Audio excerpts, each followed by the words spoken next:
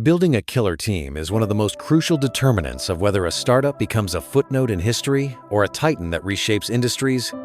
And behind the success of every legendary company lies not just a brilliant founder, but a constellation of early team members, chosen with surgical precision and unconventional strategy. Startup titans understand that recruitment at the earliest stage is not a corporate process, but a form of survival. A high-stakes act of selecting people who can run into fires rather than away from them. People who treat uncertainty not as a threat, but as a terrain they know how to navigate. The recruitment secrets of these founders reveal a pattern that defies traditional hiring logic.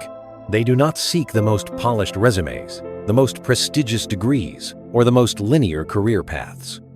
Instead, they look for intensity, ownership, adaptability, and the rare emotional resilience required to build something that does not yet exist.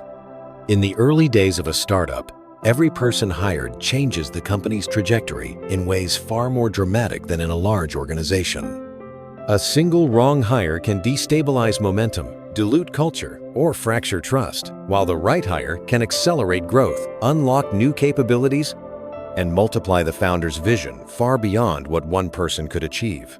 This is why founders adopt recruitment philosophies that seem almost counterintuitive at first glance.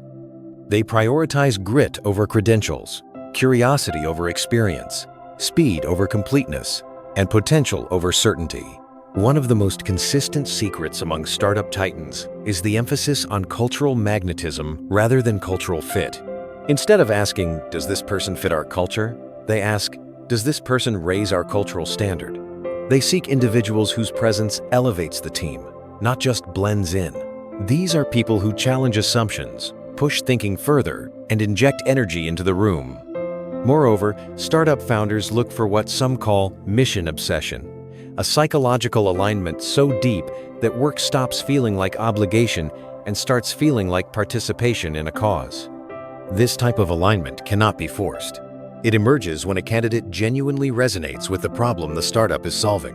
Mission obsession transforms long hours into meaningful effort, setbacks into fuel, and ambiguity into opportunity. It creates employees who care not because they are told to care, but because they cannot imagine doing anything else. Another recruitment strategy secrets lie in the founder's willingness to hire for slope, not intercept. In other words, they care less about how good someone is today and more about how fast that person can learn, adapt, and expand their capabilities. Early-stage startups operate in undefined territory where job descriptions morph weekly, strategies evolve overnight, and success demands skills that no one knew they needed 6 months earlier. Founders, therefore, seek high-slope people, those with a hunger for learning, a bias for action, and the humility to be wrong repeatedly without losing momentum. These individuals are not specialists at first. They become specialists through the intensity of startup growth. This explains why many extraordinary early employees across tech history came from unconventional backgrounds. Philosophy majors becoming world-class product leaders, musicians becoming top-tier designers, self-taught coders becoming engineering linchpins. Their slope mattered more than their starting point. Another secret is what many founders call the energy filter, whether a candidate gives energy or drains it. In the fragile early phase of a startup, where stress runs high and wins are rare, the emotional energy of the team functions as strategic fuel. A single negative, cynical, or ego-driven person can suffocate momentum, whereas someone who radiates optimism, resourcefulness, and ownership can keep the team moving through impossible weeks. Startup titans have incredibly low tolerance for political behavior, fragile egos, and people who require constant emotional maintenance. They seek those who self-manage, self-motivate, and self-diagnose, freeing the founder to focus on strategy instead of interpersonal drama. Another recruitment principle is the founder's obsession with early bar raisers, individuals who set standards so high that future hires must rise to meet them. Companies like Amazon, Google, and Stripe institutionalize this strategy, recognizing that early bar raisers shape not only performance, but identity. A killer team is not built by volume, it is built by density. Density of talent, density of discipline, density of people who treat excellence as their baseline. In environments like these, mediocrity cannot survive. not because leaders enforce it, but because the culture itself rejects it. Great founders also hire slowly for character, but quickly for capability. They spend disproportionate time assessing a candidate's integrity, humility, and long-term alignment because trust is the atomic unit of a startup. Skill can be trained, character cannot. Yet once character is validated, the hiring decision happens fast. Speed prevents losing exceptional candidates to slower competitors and signals the company's decisiveness, a trait that high performers instinctively respect. A lesser-known secret is the idea of trial by collaboration. Instead of relying solely on interviews, founders often test candidates through short real-world projects, building prototypes, solving live problems, or joining team sessions. This reveals far more than words ever could. It exposes thinking patterns, work ethic, communication style, and the candidate's ability to navigate uncertainty with grace. In a startup, everyone collaborates intensely and constantly, and founders need to know whether someone can operate in that pressure-filled ecosystem. Another powerful principle is founder transparency. The best founders do not sugarcoat reality. They reveal the worst parts of the startup, the instability, the long hours, the emotional turbulence because they want people who choose the mission despite the hardship.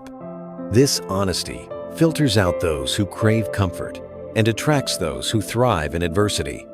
It forms psychological contracts built on clarity rather than illusion, reducing early attrition and strengthening loyalty. Recruitment at the startup level also involves the founder's ability to sell the vision. Startup titans are not merely hiring, they are inspiring. They describe a future so compelling that candidates feel they are not joining a job but entering a story. This is what pulls exceptional talent away from stable careers into the uncertainty of building something new. Steve Jobs famously used narrative seduction to recruit top engineers. Elon Musk convinced aerospace veterans to work insane hours for SpaceX because they believed in the mission. Larry Page and Sergey Brin drew brilliant minds into Google with the idea of organizing the world's information. These founders understood that vision is the strongest currency in early recruitment, stronger than salary, safety, or prestige. Finally, the recruitment secrets of startup titans revolve around an unwavering belief that teams build companies, not founders. A founder can spark an idea, but a killer team turns that spark into a fire powerful enough to reshape industries. To tangent-level founders treat recruitment not as an HR function, but as a core part of their identity as leaders. They guard the hiring process with near-religious discipline, understanding that every person they choose becomes a living extension of the company's ambition, values, and future. And it is through this careful, intentional, and deeply strategic approach to recruitment that the greatest startups go from fragile beginnings to unstoppable forces, their early teams forming the unshakable backbone that allows the company to grow, innovate, and influence the world in ways that no one could have predicted. When the entire enterprise consisted of only a handful of people trying to build something from nothing, only to discover that the true test of their recruitment strategy begins after the first hires walk through the door. In the second phase of building a killer team, startup titans shift from assembling talent to shaping an environment where that talent can thrive, collide, challenge each other, and push the company far beyond the founder's individual capabilities. This phase is less about hiring and more about engineering the conditions for greatness. Psychological safety, intellectual honesty, brutal clarity, and a shared obsession with results. Extraordinary founders understand that a team is not a group of individuals who work together. It is a living organism shaped by incentives, rituals, expectations, and the invisible signals leaders send every day. And so the recruitment secrets evolve into retention secrets, empowerment secrets, and culture-building secrets that turn a handful of exceptional people into a generational company. To tangent-level founders, start by protecting the core values that define their earliest hires. These values act as a compass during scale, preventing dilution as new employees join. They institutionalize high standards through onboarding, mentorship, storytelling, and personal example. They confront cultural drift immediately, knowing that even a small deviation early on can cascade into cultural entropy. They reinforce ownership at every level, giving early hires responsibilities far beyond their job titles, trusting them with decisions that would take years to earn in traditional organizations. This autonomy attracts other high performers, creating a talent flywheel where excellence attracts excellence. At the same time, founders who build killer teams obsess over communication. They create rhythms, daily stand-ups, weekly deep dives, open dashboards, transparent roadmaps that maintain alignment without suffocating creativity. They encourage disagreements but forbid disrespect, allowing ideas to clash while egos fade into the background. They reward truth-telling over politeness, experimentation over caution, and results over appearances. And when conflicts arise, as they inevitably do in environments filled with intense, driven people, great founders mediate not by imposing their will, but by guiding the team back to first principles, the mission, the users, and the company's long-term vision. Another secret of team-building titans is their ability to identify emerging leaders within the organization long before those individuals recognize their own potential. Founders challenge these rising stars with increasingly difficult problems, stretch goals, and opportunities to build systems from scratch. The team becomes a leadership factory, producing people who think, decide, and act like owners. This not only strengthens the company internally, but ensures that the culture continues to scale through people who embody its DNA. Beyond leadership development, founders who build legendary teams are masters of emotional calibration. They know when the team needs intensity and when it needs calm. They can ignite urgency during critical moments and restore balance after periods of chaos. They celebrate small wins to protect morale and contextualize setbacks to prevent fear. They manage energy as carefully as strategy, understanding that burnout destroys talent faster than competition ever could. But perhaps the most profound secret of startup titans is their ability to fire as intentionally as they hire. They remove toxicity without hesitation, knowing that a single destructive personality can erode years of cultural investment. They part ways with underperformers compassionately but decisively, protecting the team's momentum and morale. This discipline sends a powerful signal. Excellence is not optional here. And through this clarity, founders create an environment where great people can do the best work of their lives. As the company matures, the killer team becomes its greatest strategic advantage. Competitors can copy features, pricing, branding, and technology, but they cannot copy the synergies forged in the trenches, the trust built through crisis, the shorthand developed over thousands of decisions, the loyalty shaped by shared struggle. This is why legendary founders never stop recruiting. Even when their companies reach global scale, they remain talent magnets, constantly scanning for individuals whose brilliance could shift the company's trajectory. They treat recruitment as the stewardship of the company's future, not an administrative task. And in doing so, they build organizations that feel less like workplaces and more like tribes, united by a common purpose. Ultimately, the recruitment secrets of startup titans converge on a single truth. A killer team is not born. It is designed, protected, challenged, and elevated through deliberate, relentless leadership.